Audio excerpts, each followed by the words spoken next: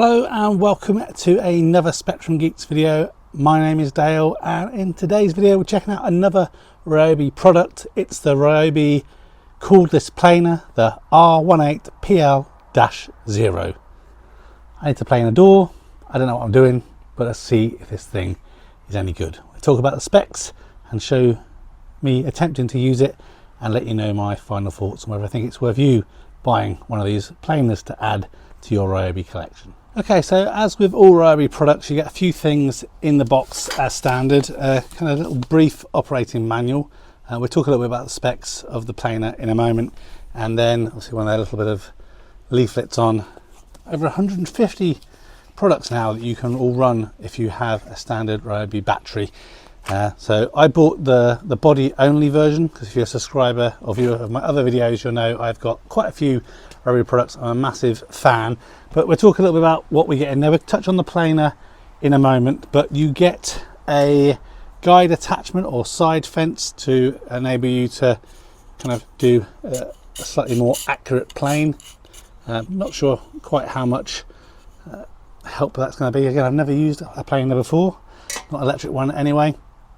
And then you get a dust collector and an adapter for that dust collector as well. So if you obviously haven't got a shop vac and you're not using it in a workshop and you're using it outside like I am today, obviously you can just extract all the dust into the dust bag, and this just zips open nice and easily for you to be able to empty the contents of it. And we'll touch on a neat little feature of this planer in terms of dust ejection in a moment. So this is it, the Ryobi Cordless Planer. It weighs about 2.4 kilograms without the battery, so a decent weight to it, so you haven't got to put too much downward pressure when using it. In terms of runtime, obviously that's often a question with any cordless product. Now Ryobi don't specify runtime in terms of minutes or hours. It obviously depends how much you're doing, so they talk about how much you can plane in terms of meterage. So if you have a 2 amp hour battery that you're running with this, you'll be able to plane around 35 meters of wood, a 4 amp hour about 65 meters, and a 5 amp hour would be 78 meters of wood planing that you could do. So if we look at the planer underside itself, a couple of things. So 82 millimeters of cutting width, and you can see the blade just here. A little nifty feature here, it has a P mode, which is like a parking mode, so when you put it down you're not going to damage the blade at all, and it can also cut rebates. You see this little cut out there, it can cut rebates up to 12.5 millimeters, and in terms of the blade depth, you got 0 to 1.6 millimeters of cutting depth that you can adjust with this turny knob on the top there. And the motor powering the blade is capable of running at 12,000 RPM, so pretty beastie. In terms of the dust ejection, as I mentioned earlier, obviously you can either eject into that dust collection bag or into your shop vac, and you have this little switch on the front here. You can move left or right, and that will decide which way the dust is ejecting. So really convenient depending if you're left-handed, right-handed, or if you're in a slightly different area that you're trying to eject to.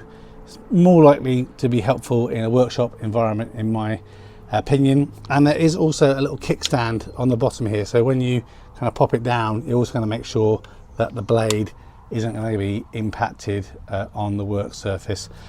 Again, I am not a carpentry expert, so I'm going to see how I get on as a first-time user. I do know that you want to start low before just kind of whipping in there and ripping off 1.6 mil in terms of one first go, and also you want to imagine that the length of wood that you're cutting is longer, so you don't kind of curve off at the edge. So nice smooth movement all the way through should get you a good plane. So I've got to take the bottom off many of the doors in this house. Some of them are really quite interesting, so I'm going to see if I can get this into my workbench somehow to take a bit off the bottom of this. I think I do need a couple of mil, so we'll start off, I don't know, 0.4, see how it goes, take off a little bit, and let you know what I think. So let me get the door in the workbench and see how we're going to go about planing this one.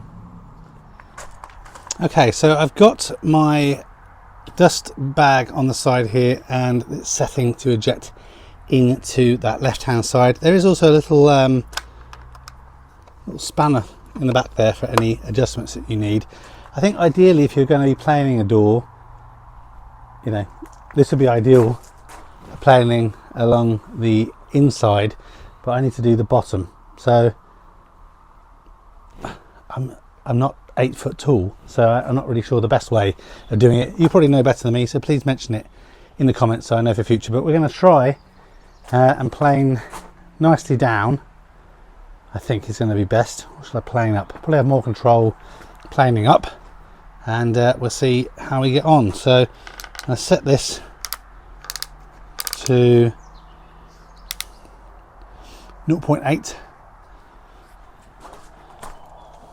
Got a partially charged 5 amp hour battery we're going to pop in there. How noisy is it? Oh, there is also the safety buttons, so you have to press those to engage it. Actually pretty quiet. Right, let's ruin a door.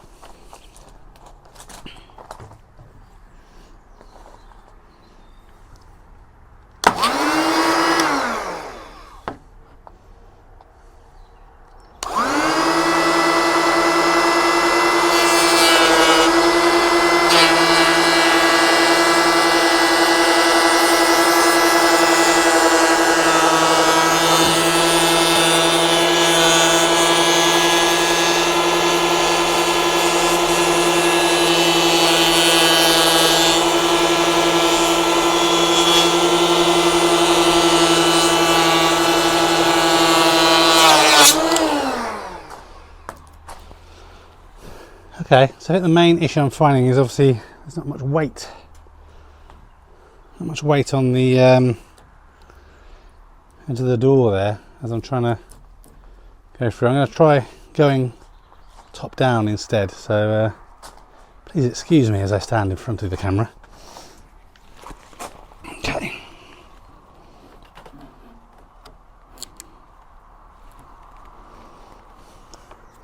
Check again, 0.8.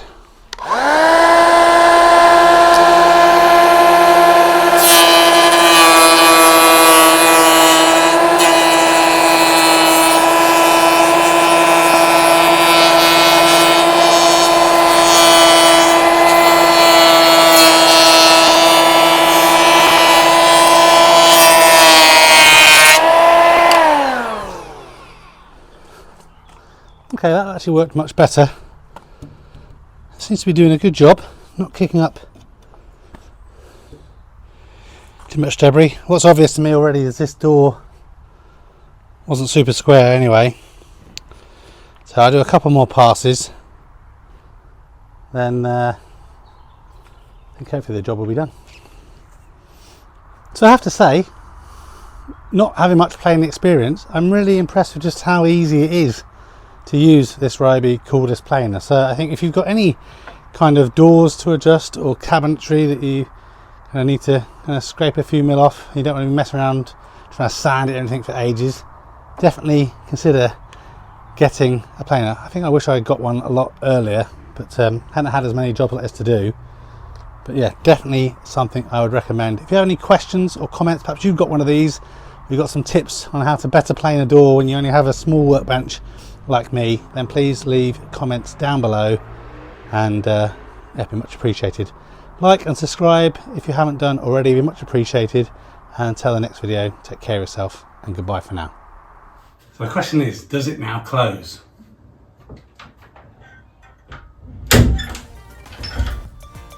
Oh yes.